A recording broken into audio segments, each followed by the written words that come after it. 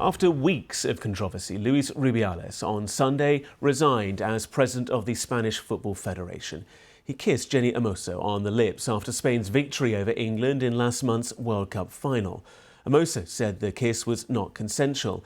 Until now, he'd resisted pressure to step down. Our Madrid correspondent Guy Hedgecoe sent this update.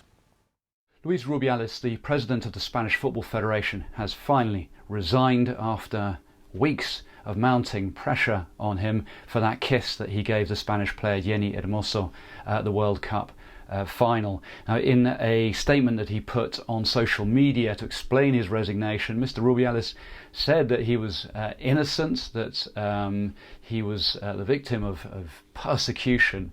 However, he said he felt that it was best for Spanish football for him to step down, and he didn't expect to be able to remain in his post much longer anyway. Now, he had been under a tremendous amount of pressure, partly from FIFA, World Football's governing body, which had suspended him pending an investigation into his behaviour at the World Cup.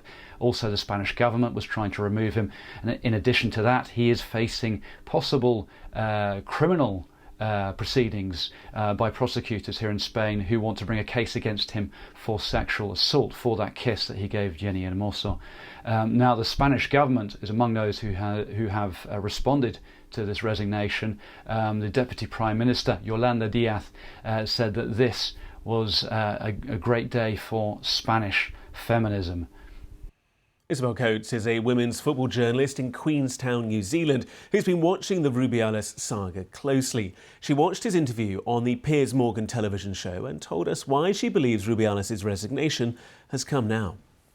I sadly think it was just the accumulation of obviously the outside pressure for 21 days. I mean, this came 21 days after the alleged incident. So it's just that paired with obviously in his resignation letter, he said about the external pressures, and one of those was the country's bid to host a men's World Cup, and I believe in 2030. So I think that was actually the driving force with FIFA investigating him. Obviously, they wouldn't be too keen on pushing through that bid if the head of the federation for one of the bidders was under investigation by them for alleged sexual assault or sexual misconduct. So I think that was the final nail in the coffin. I think obviously there was just a PR choice to select Pierce in the first place, and then obviously begrudgingly he did the interview, and I think that was a bit more of damage control from RFEF and possibly a way to kind of try and humanize the situation, because he hasn't spoken since that General Assembly